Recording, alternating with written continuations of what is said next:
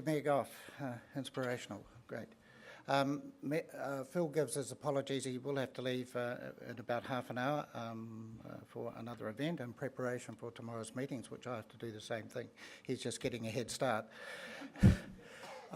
We formed a working group, must be about a year ago now, which I chaired as the Chair of Finance, and we had representatives from PSA and also Annie from Aotearoa, Living Wage Aotearoa, and plus we had some staff members, and I will say it's been constructive. It was good.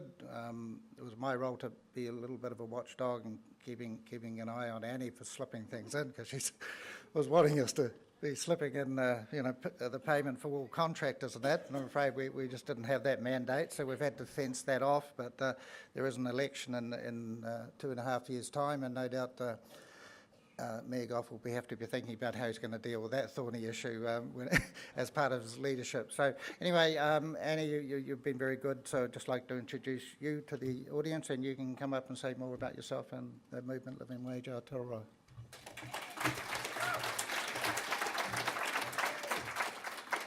Kia ora, thank you very much, Ross. I want to begin with a quote.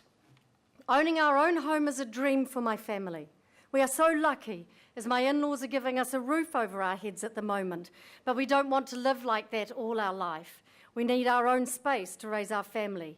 But how can I afford a house that costs $300,000 or more on $15.75 an hour? I can't save any money after I've paid all our bills." An Auckland cleaner, Malia, is one voice among many across the country calling for a living wage. Malia and thousands of others like her work up to 70 hours a week and still cannot live a basic yet decent life.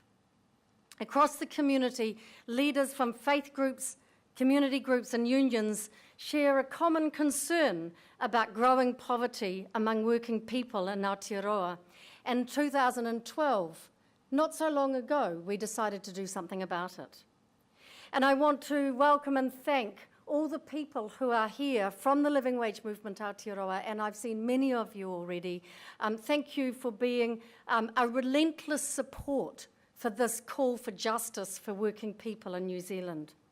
We formed the Living Wage Movement as one step towards reducing inequality in New Zealand, understanding that it's not everything, but it's an important and concrete way to make a difference.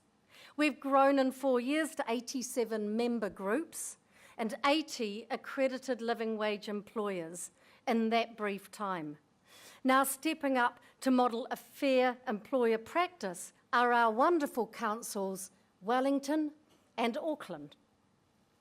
Following the 2016 election under the leadership of Mayor Phil Goff, the Living Wage Movement began a formal engagement that Ross just referred to with the council about the possibility of a living wage here in Auckland. And with the recent vote on the annual plan, it is set to become a reality for over 2,000 directly paid workers across the council group in the next couple of years. And I want to thank Ross and the rest of the councillors and the local board members who have all put their hands up and spoken about this and made a difference to making it happen, because we have to do it together.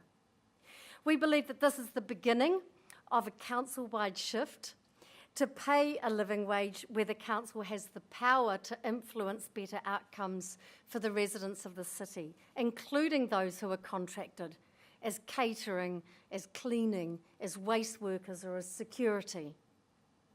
But we didn't grow in a vacuum. We were inspired by the extraordinary organising of London citizens, which brought together people from across the city around the need to earn enough money to survive and participate in that society.